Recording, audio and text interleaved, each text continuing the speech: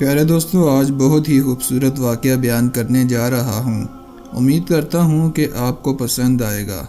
پیارے دوستو، ایک شخص مسجد میں نماز ادا کرنے کے لیے اندھیری رات میں گھر سے نکلا۔ اندھیرے کی وجہ سے ٹھوکر لگی اور وہ منہ کے بل کیچڑ میں گر گیا۔ کیچڑ سے اٹھ کر وہ گھر واپس گیا اور لباس تبدیل کر کے دوبارہ مسجد کی طرف چل دیا۔ ابھی چند قدم ہی چلا تھا کہ دوبارہ ٹھوکر لگی اور وہ دوبارہ کیچڑ میں گر گیا۔ کیچڑ سے اٹھ کر وہ ایک بار پھر گھر واپس گیا اور لباس تبدیل کر کے مسجد جانے کے لیے دوبارہ گھر سے نکل آیا۔ اپنے گھر کے دروازے پر اسے ایک شخص ملا جو اپنے ہاتھ میں ایک روشن چراغ تھامے ہوئے تھا۔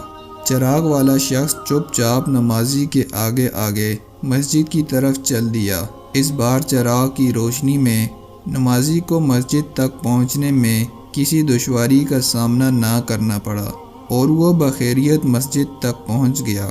مسجد کے دروازے پر پہنچ کر چراغ والا شخص رک گیا۔ نمازی اسے وہیں چھوڑ کر مسجد میں داخل ہو گیا اور نماز ادا کرنے لگا۔ پیارے دوستو، نماز سے فارغ ہو کر وہ مسجد سے باہر آ گیا تو اس نے دیکھا چراغ والا شخص اس کا منتظر ہے تاکہ اسے دوبارہ چراغ کی روشنی میں گھر تک چھوڑ آئے۔ جب نمازی گھر پہنچ گیا تو نمازی نے اس اجنبی سے پوچھا کہ آپ کون ہیں؟ پیارے دوستو، اجنبی شخص بولا، سچ بتاؤں تو میں ابلیس ہوں۔ نمازی کی حیرت کی انتہا نہ رہی۔ اس نے پوچھا، تجھے تو میری نماز رہ جانے پر خوش ہونا چاہیے تھا، پھر تو چراغ کی روشنی میں مجھے مسجد تک کیوں لایا؟ پیارے دوستو، ابلیس نے جواب دیا، جب تجھے پہلی ٹھوکر لگی تو اللہ نے تیرے عمر بھر کے گناہ معاف فرما دیے۔ جب دوسری ٹھوکر لگی تو تیرے سارے خاندان کو بخش دیا۔